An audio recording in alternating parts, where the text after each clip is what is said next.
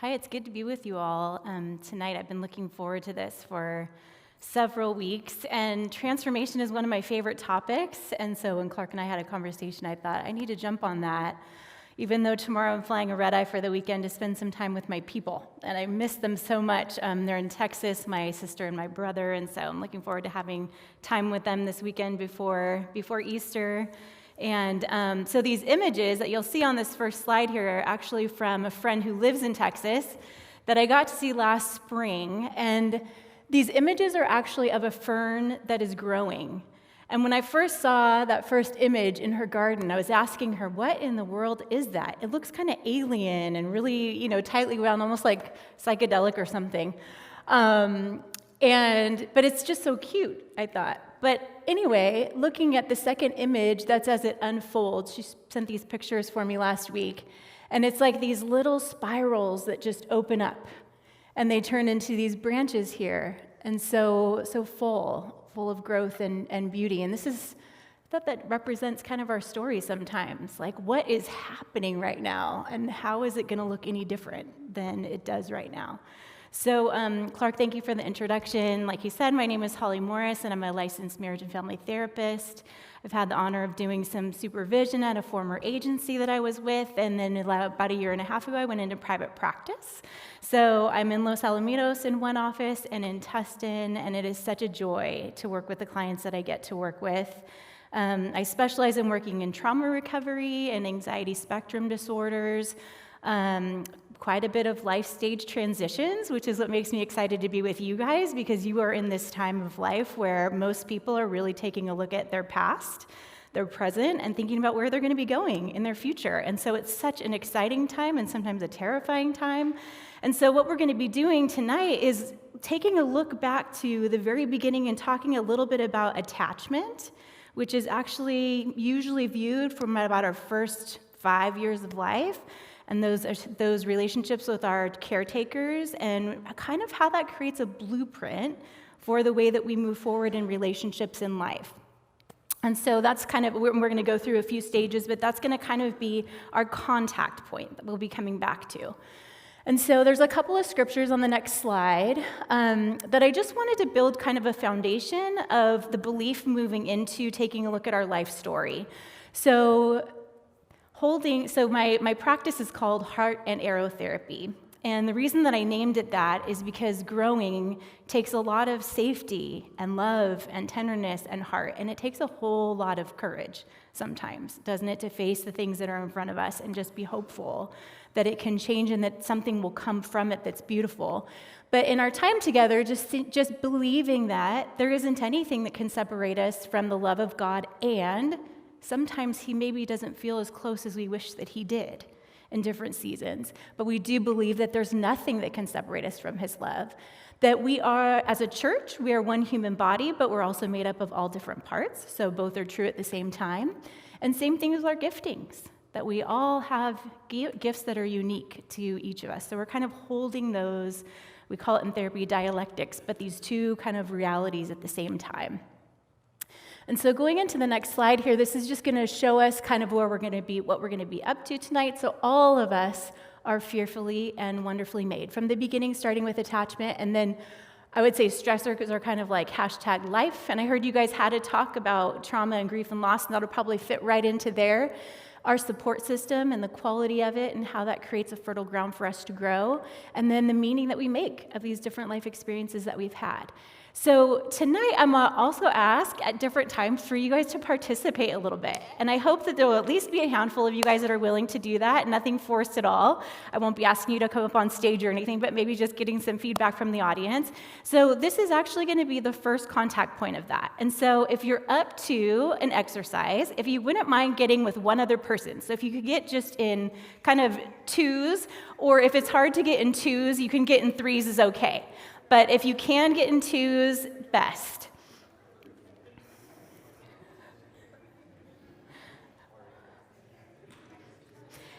And so in the twos, one will be an A, one will be a B. If there is a group of three, then you would be the C member, and the C member will be turning around each time. So The one whose name is first in the alphabet. First letter, first name, first in the alphabet, you are the A. And so all of the B's and C's, if you guys could turn around or to look down and not look at a slide, and if the A's could only look at the slide. And just kind of read what that says there. Everybody ready? Okay, so everybody can look up here. And so B's, what I'd like you to do is tell A about a season that you like. A season of the year. And why?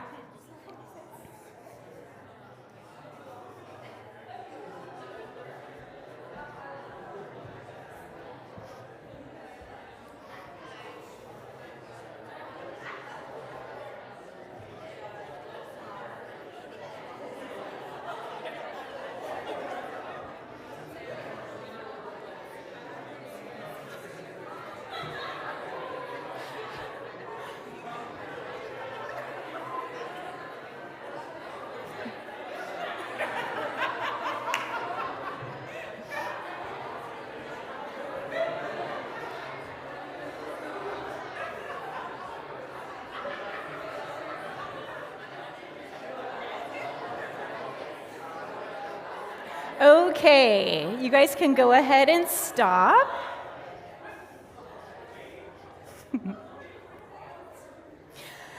And I wonder, any of the B's, do you mind throwing out just like maybe one word of what that experience was like for you?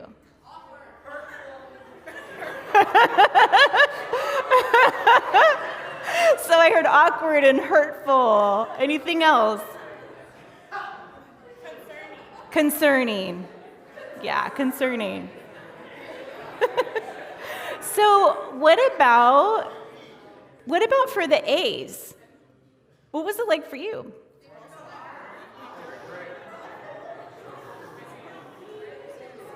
Mm-hmm. Yep, kind of similar, right? Okay, so now we're going to do the opposite. So for whoever was looking at the screen for instruction the first time, you're looking down. B's, you're looking up at the screen for your instruction.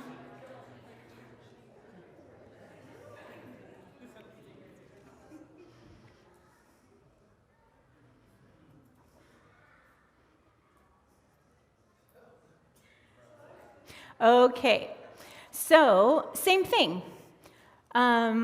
For you A's, why don't you tell B's a season of the year you like and why? If there's any C's in the room, then if you could observe. Okay, go ahead and go.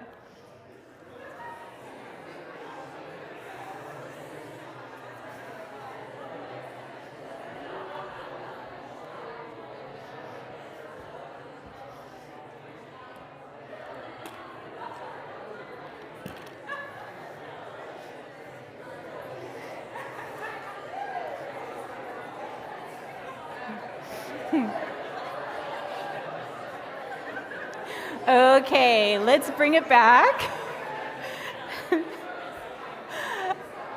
I don't know if any of you guys could feel it, but from up here I could definitely feel that like the energy in the room felt a little bit different. What was that experience like for anyone who is willing to share? One or two words? Respected, is that what you said? Respected? It sounded like it was happier in the room, right? So, oftentimes with an experience or an exercise like this, if we're honest with ourselves, also when we were either having someone else be distracted when we were talking or we were the ones being distracted, sometimes that can kind of feel a little familiar, right? Like we can try and multitask sometimes and not be paying close attention. But I love this exercise because this is something that's in some ways really simple. I mean, there may be something that you feel very personally attached to about a season of the year, But this is something that's a little bit more simple for 45 seconds or so of talking versus a friend who's sharing or you're looking to share. So I just want you to just kind of hold in mind your experience of what it was like in the distraction and then the attentive. And we'll talk a little bit about this next slide about what was happening while you guys were talking, which is the power of presence or not, and these nonverbal communications that we give when we're paying attention versus when we're distracted, right? And so I wonder, with a show of hands, did anybody get eye contact when it was the time that people were paying attention? Or maybe the lack thereof when someone wasn't, right? Those facial expressions, right? Those facial expressions that are awkward, like, what is happening right now? Why is this person not paying attention? The B's really get the raw end of the deal because they have to be not paid attention to, and then they have to pay a lot of attention. But these things up here, right? I mean, this is all part of how we communicate that we care. The last one on that slide says mirror neurons, and that's the image that's there. It's kind of just a little nerd fact. But actually, when we are present with another person, and especially when we're engaging in eye contact, there's actually neurons in our brain. Someone else may have mentioned this in their talk, but that register brain to brain that there's care and empathy happening here. And those neurons can actually register intent. So it's like, even, sometimes people will say, well, I really want to be there, but it feels so awkward, right? It feels awkward. I don't know what to say. I don't know if I'm going to say the right thing when someone's in pain.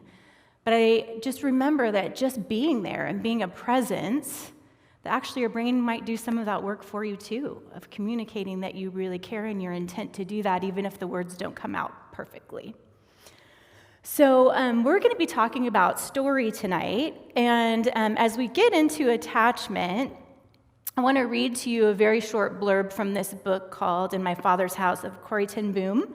I don't know if any of you have ever heard of her, but she and her family were in Holland, and they had a very safe house for people to come to and sit around the table and talk about pretty much anything and everything. And we're going to be talking about different types of attachment, and secure attachment being one of them. And this is really a story that portrays secure attachment. And then we'll talk about the different attachment styles. So this is Corrie's story of herself in school as a young girl, and it's called Blue Stones Can Hurt. School life did not prove to be as horrible as I thought. I can still remember the sensation of victory when I worked an arithmetic problem or discovered that my final figure was what it was supposed to be. However, my mind was not always so attentive to details, and I was a daydreamer, carrying my fantasies into a world where everyone needed an expensive new watch, and every day was a walk on the dunes and the sunshine warming my cheeks. The headmaster of our school was a strict taskmaster, insisting upon obedience and discipline without question.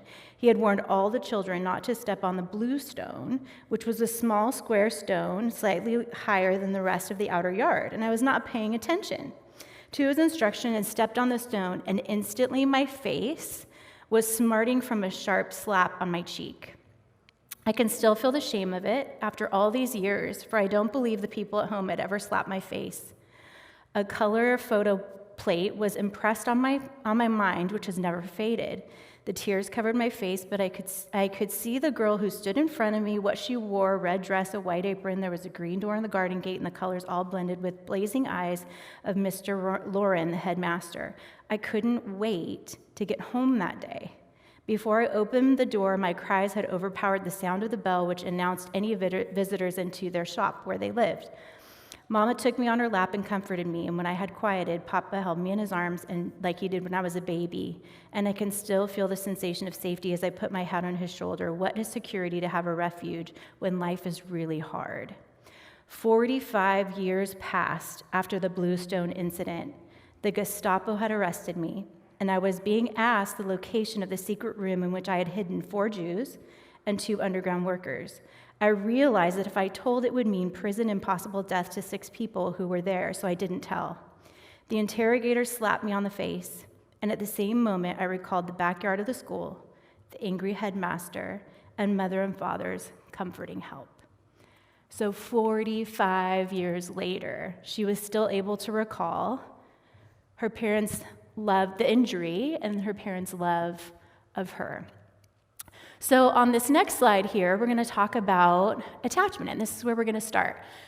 And so these, like I was saying earlier, are usually about the first 5 years of life where this blueprint is set in place inside of us. And the reason that it can be important to consider this is that it can be a blueprint for how we navigate relationships moving on into the world, kind of beyond those years usually we start in school.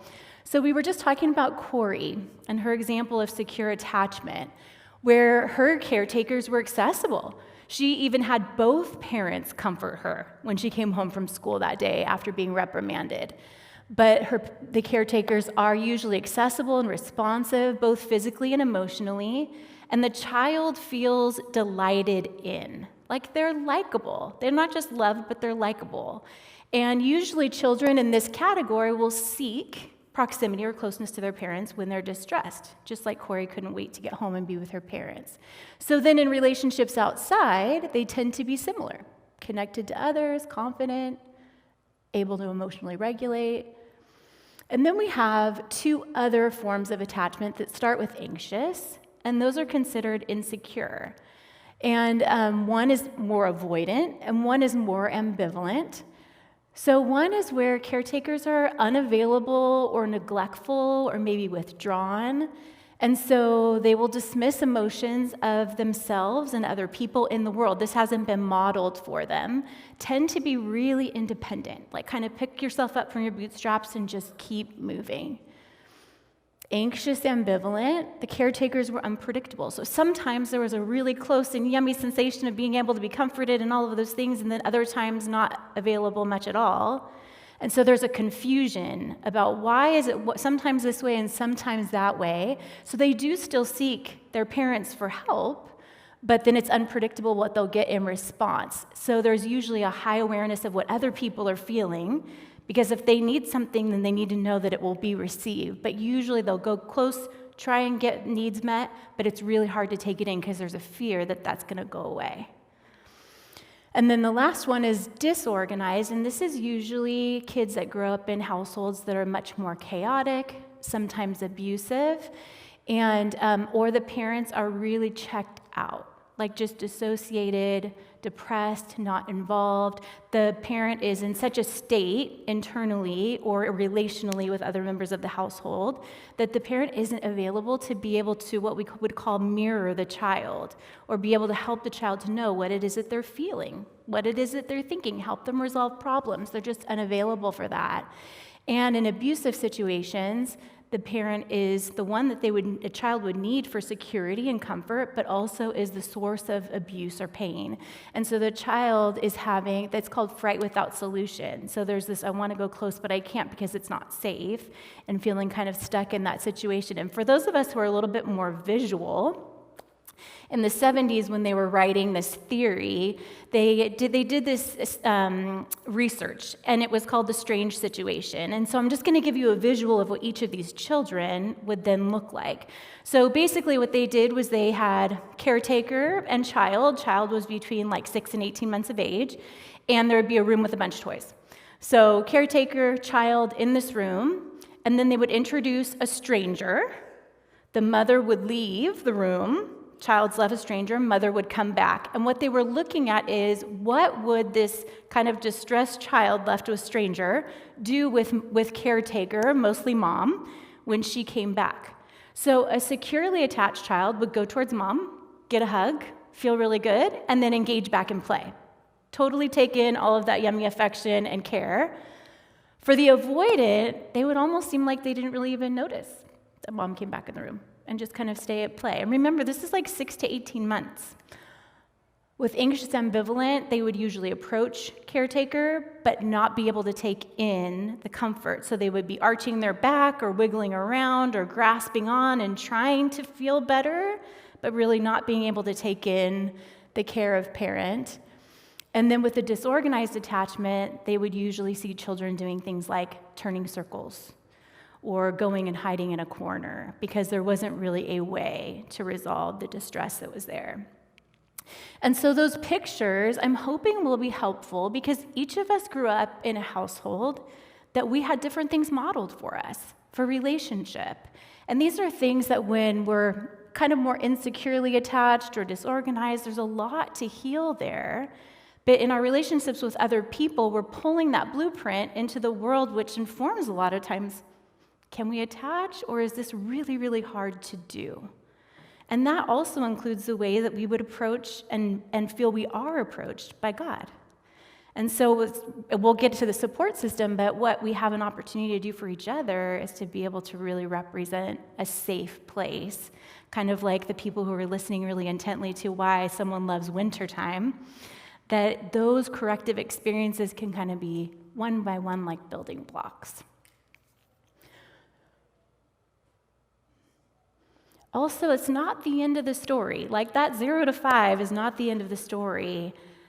What we're seeing in research for the last 20 or 30 years is that what we once thought finished at 5 and you were kind of set for life is that we know that there can be, with many corrective experiences, also a correction of attachment style. And so it's called earned secure attachment. But with many good experiences, this can happen. So these 2 quotes here, being able to feel safe with other people is probably the single most important. So this is a traumatologist talking mostly about kind of mental health and socialization, but important aspect of mental health, safe connections, and fundamental to meaningful and satisfying lives. And then Lewis Smedes, the simplest of all remedies for shame is the discovery that we are, in spite of everything, accepted by the grace of someone who we most need to accept us.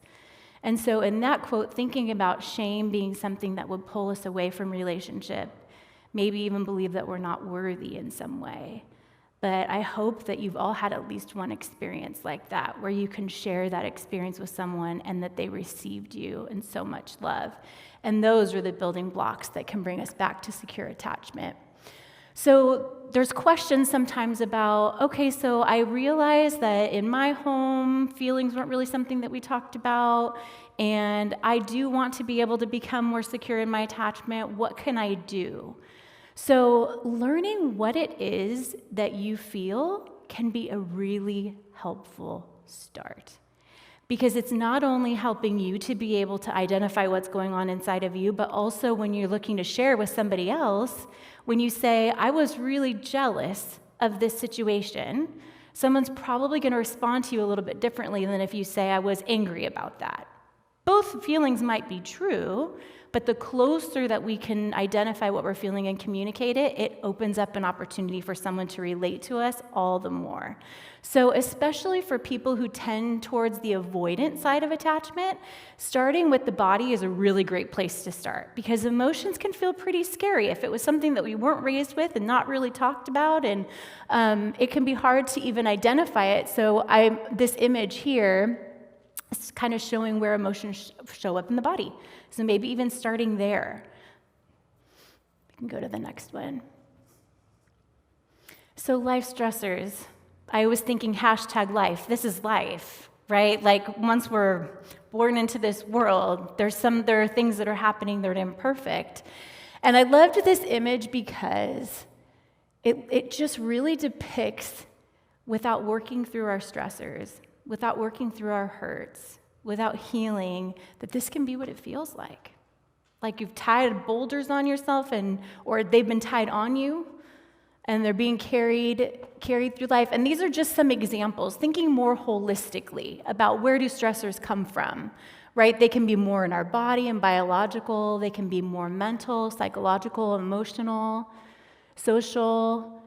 And then noticing too with our spiritual, like talking about our attachment styles, we might struggle with some of these spiritual qualities, thinking about God being trustworthy when maybe mom or dad or both had a hard time being trustworthy. Painful experiences, different types of experiences in childhood. I think that you guys talked about trauma and about noticing when there's a trigger in there and how that's an indication of where we might need to talk and heal through some things. This is an ACEs study. I'm not going to spend much time talking about it, but when thinking about our past and how it impacts our future, this is one of the largest and longitudinal studies done out of Kaiser and the CDC, and they basically just did a 10-question questionnaire with about almost 18,000 people, And what they found was that people who had distressing experiences in childhood, adverse childhood experiences, that the greater the number of adverse experiences they had, the greater number of troubles they were having being as successful and satisfied in life as they would have wanted to be. And I'm trying to think loosely, about a third of people that would say that they have about one in this study. And I think that there are about 15% that would say that they have 4 or more of the 10 that are listed. And it's basically different types of abuses, different types of situations that were less than ideal in growing up. My very last slide will have some resources. So if you're interested in knowing more, there's a website there to be able to look at that. So I'm wondering if I can use your guys' help once again. So part of what is really helpful, getting back to the power of presence, right? So we were talking about nonverbal communication, is being able to get present when we're distressed in any of these 5 different areas. So thinking about kind of holistically, this is kind of the way that life kind of looks.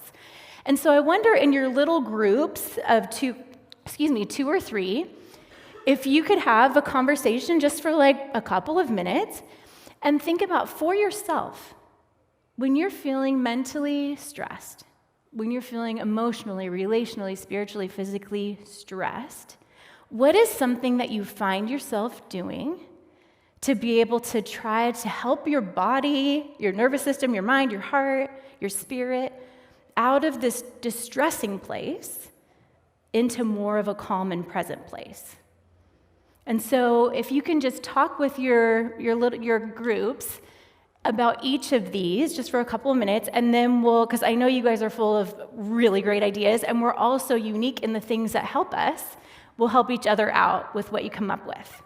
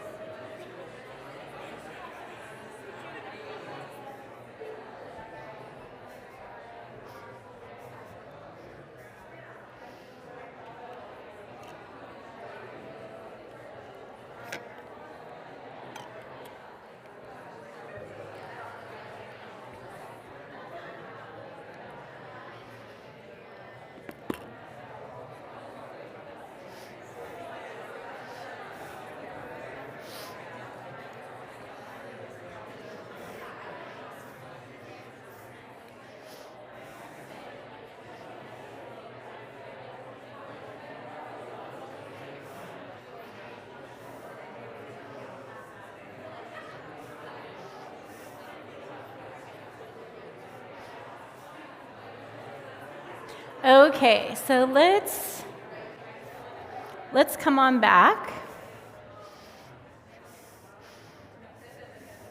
And I wonder if anybody in the room came up with anything for emotional. When you're feeling emotionally stressed and you're looking to feel calmer or more present, if there's anything that you do to help yourself to do that. Take a nap. Oh, that's a great one. It's a reset. Call a friend. Be with my dogs. Mm-hmm. Comforting, huh? That's true. Yeah, so all of those great suggestions. And maybe it is taking a nap. Maybe it's having a good cry. Maybe it's watching something really funny because we need to switch out of the mood that we're in, right? Maybe we need to watch our favorite comedian. Maybe we need to watch a really good drama. What about mental? When you need a mental break. Anybody play games on their phone? Distract themselves that way? Reading. Sleep again. Sleep's really good for all of these, isn't it? It's true. Great. What about physical? Nap. Yeah, but maybe go for a good workout, right? Maybe go for a walk. Maybe do some stretching. Take a nap. What about spiritual?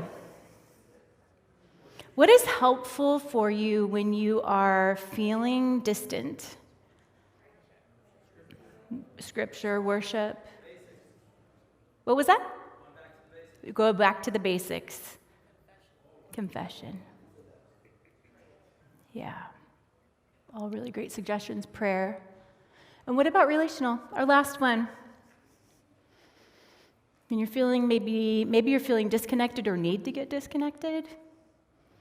Somebody said call a friend about something earlier. That would help too, right?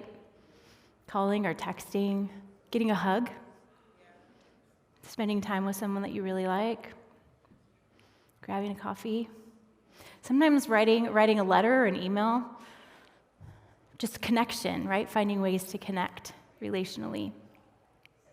So if I were to say, and then we'll move on from this, but if I were to say music.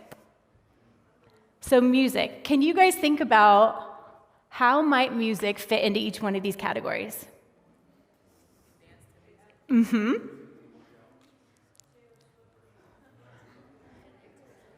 Yep. Yeah, I think that you guys mentioned a lot of those, but listening to the right music can be a real mental break, right? Or get you pumped up mentally. Can help you to have a really good cry. It can help us to feel connected to people even when we're not with them, right? We have a really great memory of being with someone or a song that reminds us of something. Spiritually, worship. I don't know about you guys, but I love being in the outdoors. So it's just like earbuds, worship, nature. Did we miss one? I think we got them all. So we're going to go into the support system, but this is, again, we're back to Bessel van der Kolk. He's probably the leading traumatologist and expert there. And I really like this quote because it reminds me of something that we do in the church. And so social support is not the same as merely being in the presence of others. The critical issue is reciprocity, being truly heard and seen by the people around us, and feeling that we are held in someone else's mind and heart. Beautiful. It reminds me so much of prayer, right? Like we're holding them in mind and heart as we're bringing them to the Lord. So with our support system, in life we're going to go through a lot of different things. And so our support system that looks really good when we're having a beach bonfire may not look nearly as good when you're going through a breakup, right? Or it might look really, really great when you're having a big party, but maybe not the same when you're grieving the loss of something really, really important to you. And so in this time of life for you guys, I encourage you to think about who in your world you have that support you in very specific ways. Like, do you have a wise person that you know you can go to and you trust their advice that they would give you? Do you have somebody that is kind of like your ride or die, like, I'm in it with you. What do you want to do? I'm in. My answer is yes, right? Do you have your person that is kind of like your sage in the faith? Do you have your person that can laugh so hard that you cry? But just thinking about those categories that feel important in your life, they're important throughout our life. But especially in this time when you're making such big decisions. And you're kind of in that process we call it individuation, where you're kind of moving away from home in certain ways and trying to figure out how much of the way that we did it at home do I want to continue to do it, and how do I want to do it differently? Making a lot of mistakes, doing a lot of things right. But it's really a stage of experimenting, so having those people that are with you. And so these are just some suggestions for thinking about your support system and different things that you might need at different times. And just being able to kind of normalize, like, it's not going to be that same person all the time that's going to be the one who is going to laugh so hard you're going to cry your eyes out versus you're going to cry your eyes out because your heart hurts so bad. But again, opportunities to earn secure attachment. And this last block, kind of from our first slide, is meaning making. And this is really where our life story comes together, kind of has like the color and the breath. Because things that happen that are really positive, things that happen that are really, really hard, and the in-between. How we make meaning of that is how we talk about it. How we make meaning of it is if we feel okay to actually say it out loud, or if we might be tempted to hide it away somewhere. And oftentimes when hiding it away, it becomes covered in shame. And then over time, it becomes harder and harder to talk about. Sometimes there's things that come up that make us wrestle with some beliefs that we had before that experience happened and beliefs that we had after. What's not uncommon at all after big traumatic events, people who much later are interviewed about those things, if they say, what happened to you now 10 years later? And they may still be healing, but many times they will say, I value my relationships more. I value my relationships more after going through this experience because I realize that's what really, really matters. But usually going through these things too helps to find out some of your purpose. You know, what excites you? What do you have to give to your community that's different than what other people have to give because of your life experiences or because of the way that you were brought into this world? Some of the hardship, but also some of the things that other people, that mirroring experience, right? Like I see you, that people are able to say, oh my gosh, you did such an amazing job singing on Sunday. Are you going to continue to do that? Or you are so good with kids. Do you notice how kids light up when you're in the room? Are you thinking about doing something like that? You're a great teacher, right? You are so strong. You going to go to the Olympics?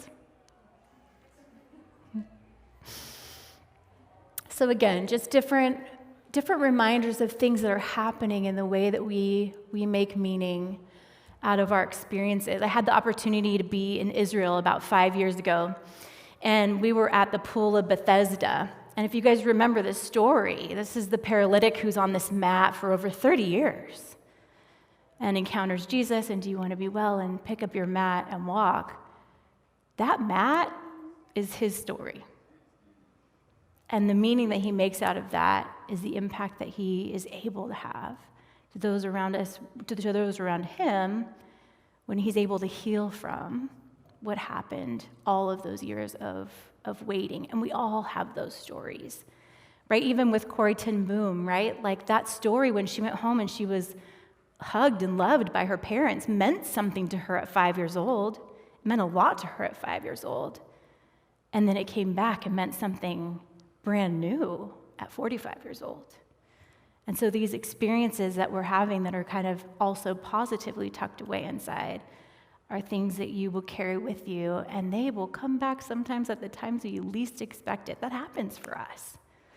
And so that's the meaning that we make.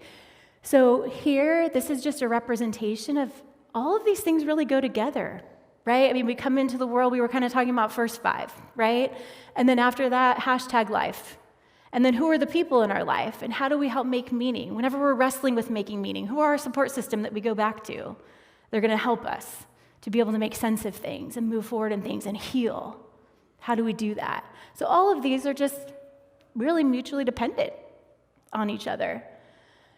And so again, scripture on the bottom, one of those things that we talked about mid-talk was stress. This time of life is also stressful. And I really encourage you to think about and notice the ways to be able to de-stress when you can. And one of those things that I will teach my clients is about a breath that can be a breath prayer, or it can be a breath release. And sometimes it'll look like something like scripture. And so it might look something like with an inhaled breath, right? Like, I am fearfully and wonderfully made. That reminder, I am fearfully and wonderfully made. There is nothing that can separate me from the love of God. It's another way to think about being prayerful and mindful with God's word. So in closing, when a friend of mine knew that I would be here with you tonight, she's like, I have the perfect quote for you. And this is what she said. I belong to God, he's faithful. His words are true, and transformation, the ultimate springtime, already planted is coming. And Elizabeth Elliot, if you guys are familiar with her, she was a missionary and her husband died on the mission field, and she also has quite the story of transformation. But, just kind of in closing, because I know that this is the last talk of your guys' mental health talks, right, that you've had this month. And we are coming upon Easter, and for those who are in a space to really celebrate that Sunday is coming, transformation is happening. Our story is never over. The tomb was empty. Wonderful. And let's celebrate big about that. And I just want to acknowledge that there are also people who relate more to the Friday and feel pretty beat up. And there are some people that relate more to the Saturday, disillusionment, like the apostles, right? The disciples were like, what the heck is happening here? And you might be in a space like that. But there are people available, would love to walk beside you, whether that be a group or therapy or your friends or your pastor. But especially as you've been hearing this last month, whatever it is that you feel like is kind of percolating in there or maybe touched upon or that you feel more curious about, I hope that you'll lean in, because there's so much available in our healing, and there's so much support available in the struggle. So thanks for letting me be here with you guys tonight. The last slide is some resources if you guys are interested in taking a picture of that. And then the next one is referrals, if any of you are interested in looking into any sort of a support group. Or there's also some websites available with therapists in the local area.